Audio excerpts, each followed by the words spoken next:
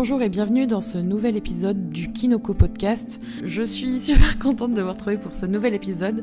Avant de commencer à vous parler du sujet du jour, je tenais à vous remercier pour votre accueil chaleureux pour le début de ce podcast. J'ai eu pas mal de vos retours, que ce soit sur les réseaux sociaux, directement sur le blog ou même en commentaire sur SoundCloud. Évidemment, maintenant, le podcast a été déployé sur Podcast Addict, qui est disponible sur Android, et également sur Apple Podcast, qui est donc l'application podcast pour iPhone ou sur iTunes. Et du coup, ça vous permettra aussi de m'écouter là-dessus. Et ça avance au fur et à mesure. Et pour la petite anecdote, juste avant de vouloir enregistrer ce second épisode, mon micro m'a tout simplement lâché juste après que j'ai enregistré en fait le premier épisode de ce podcast. Et du coup, vite reprendre un micro directement après. Et ça me permet aujourd'hui de vous faire ce nouvel épisode. Le premier sujet que j'avais envie d'aborder, c'est un sujet un petit peu saisonnier et thématique, vu que c'est la rentrée pour beaucoup. C'est d'ailleurs encore la rentrée pour certains et certaines d'entre vous. Et pour moi, ça n'a pas vraiment été une rentrée parce que j'ai pas vraiment eu de vacances. Dans mon travail, j'ai bossé cet été, j'ai continué à travailler, je me suis pas vraiment fait de pause. J'avoue que là, je suis un peu fatiguée, je commence à ressentir les effets de la fatigue qui se cumule et du fait que je demande beaucoup à moi-même et que je prends pas assez de recul ou de pause. Et je me suis aperçue de ça particulièrement ce lundi dernier.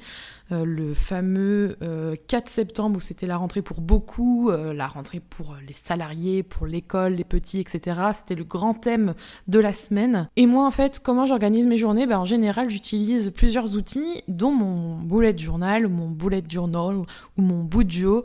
J'aurai l'occasion de vous en reparler. J'ai déjà abordé sur le blog ce sujet. C'est un de mes outils du quotidien pour m'organiser depuis quasiment le début de l'année 2017. Et là, j'ai regardé mon bullet journal. Et en fait, le principe du bullet journal, pour vous faire un peu court, c'est d'utiliser en fait un cahier et d'y noter notamment jour par jour les tâches que vous voulez faire. Et moi, ce jour-là, en fait, je me suis mis 11 tâches, dont une qui était quand même particulièrement lourde, qui était même une tâche qui pouvait se mettre en sous-tâche. Et je me suis aperçue que après coup, c'était normal que j'avais mal vécu cette journée qui, pour moi, était une rentrée malgré moi parce que j'avais énormément de choses à faire et que je m'étais donné beaucoup trop de choses à faire. Ça a été très stressant, j'avais l'impression d'être complètement débordée. En plus de ça, il faut savoir que quand on est chef d'entreprise, la journée ne se passe jamais comme prévu. Il y a toujours des coups de fil, il y a toujours des mails à répondre, il y a toujours des choses à faire en dehors du cadre. Et le fait de m'être mis beaucoup de tâches à faire, c'était vraiment infernal. J'ai vraiment été super fatiguée, j'ai mis du temps en fait à récupérer et je crois que j'ai toujours pas vraiment récupéré vu que on est en fin de semaine et je suis partie en même temps en déplacement, je me suis fait tatouer entre-temps. Du coup, j'ai vraiment la fatigue qui s'accumule et fatigue physique et mentale et c'est vraiment pas bon. Du coup, je voulais vous partager avec vous, après cette petite introduction concrète, mes trucs pour la rentrée et mes trucs surtout pour une rentrée moins stressante et organisée que j'essaye d'appliquer en ce moment et qui pourront peut-être vous aider aussi à vous organiser, que ce soit pour cette fameuse rentrée qui est peut-être déjà passée pour vous ou qui va arriver, ou tout simplement dans votre quotidien pour essayer de souffler un peu et d'avancer sans se prendre la tête. Mon premier conseil, c'est évidemment lié à ma petite anecdote, c'est évidemment de se mettre moins de 5 tâches ou 5 tâches maximum plutôt par jour. Quand je dis tâches, c'est surtout des grosses choses à faire, que ce soit personnel ou professionnel. C'est par exemple aller faire une lessive, des courses, rédiger ses cours ou faire un devoir, rédiger quelque chose en particulier, faire sa saisie comptable, voilà, des choses qui demandent du temps.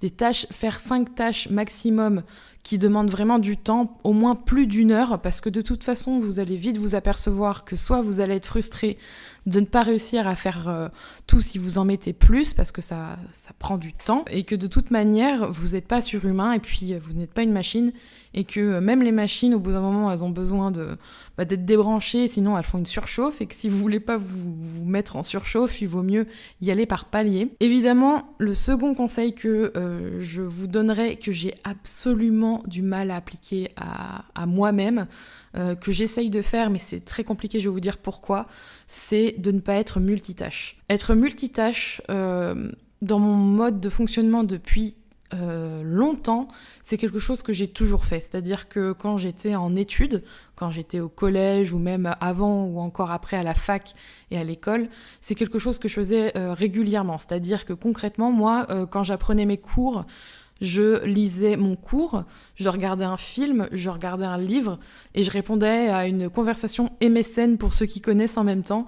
J'étais concrètement multitâche et j'ai pas perdu ce fonctionnement encore aujourd'hui. J'essaye encore, malgré moi, de m'en éloigner, mais je suis toujours en train de faire plusieurs choses à la fois. C'est-à-dire que je vais répondre à un mail, décrocher, passer à une autre tâche, par exemple m'occuper de ma compta, puis ensuite je vais décrocher, répondre au téléphone, je vais encore décrocher de cette tâche et me mettre à faire des créations visuelles ou du community management pour mes clients.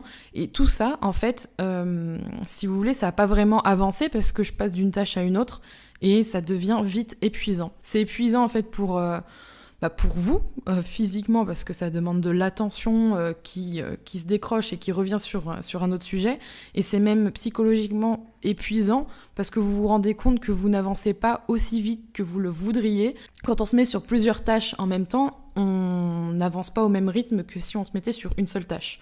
Donc, ne pas être multitâche, c'est vous faire un cadeau. Ça vous permet en même temps de cocher sur votre to-do list que vous avez terminé une tâche en particulier parce que vous vous êtes dédié à cette tâche pendant un laps de temps nécessaire pour l'accomplir.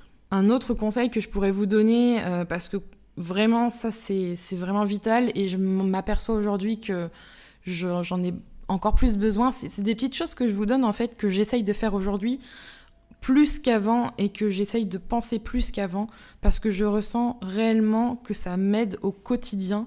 C'est pas des choses miracles, c'est pas des choses qui vont d'un coup vous permettre peut-être d'être tout de suite moins stressé et plus organisé, mais au fil du temps ça vous permettra, je pense, d'être plus apaisé, plus concentré et vous permettre d'avancer en fait dans vos projets. Et une de ces choses, c'est de faire des pauses. Et ça, c'est un conseil que je peux donner à tous parce que c'est vraiment, on est vraiment à fond dans plein de projets, dans plein de tâches. Et si je prends mon exemple, c'est que depuis que je travaille pour moi, j'ai du mal à décrocher.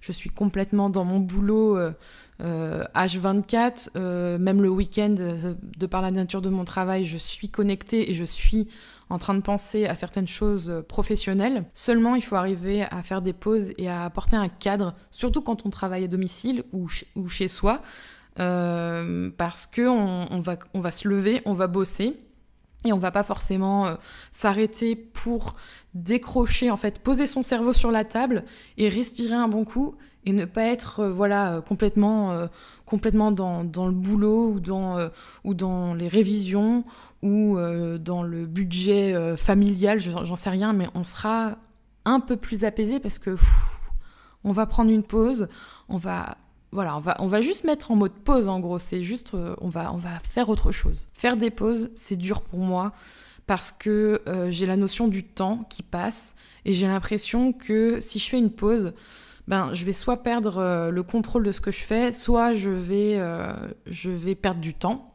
On pourra en reparler une prochaine fois. Et voilà, j'ai l'impression qu'il faut que tout aille vite. Et c'est dur en fait de se dire il faut que je prenne ces 10 minutes. C'est dur, mais en même temps c'est nécessaire.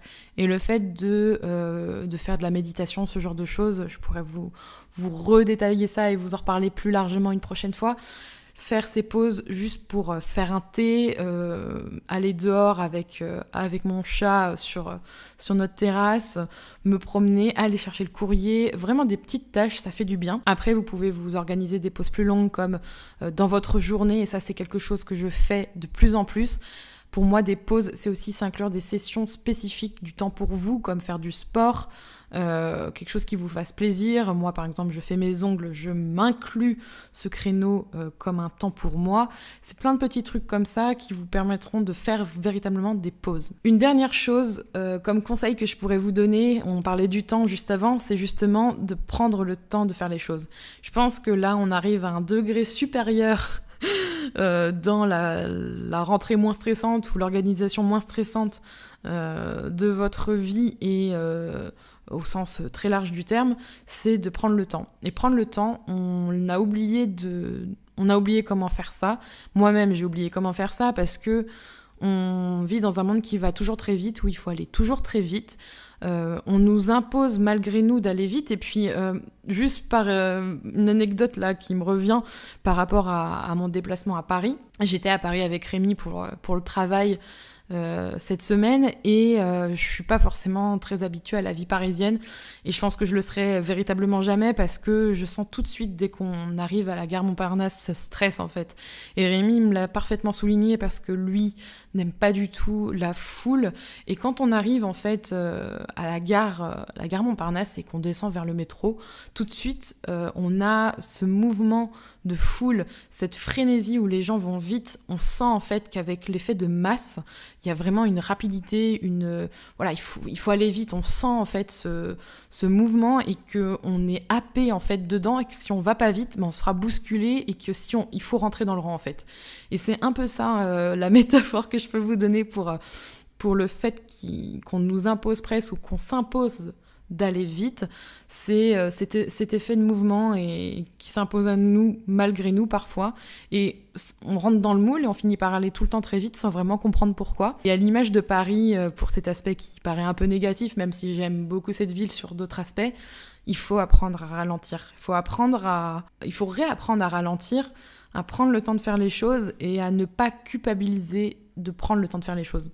Parce que quand je parle de rentrée moins stressante et plus organisée, c'est aussi à titre d'entrepreneur et pour ma part au niveau du travail, c'est de savoir ne pas culpabiliser sur le fait que vous allez prendre 1 heure pour faire une certaine tâche et que si vous recevez un mail d'un de vos clients qui vous dit qu'il a besoin de ça, il ne faut pas vous auto-persuader que c'est urgent et important et qu'il faut absolument le faire tout de suite.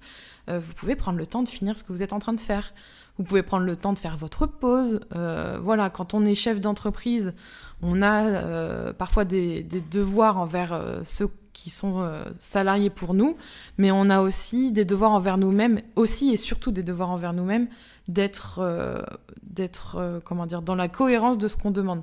Être efficace, mais aussi bien dans sa tête. Donc prendre le temps, ça permet de faire ça. Et j'ai Ghost juste à côté de moi qui est en train de faire le clown. Il a vu qu'il y avait un truc qui pendait parce que le micro, pour info, le nouveau micro, il est accroché à un bras spécial. Je vais finir sur ces petits conseils.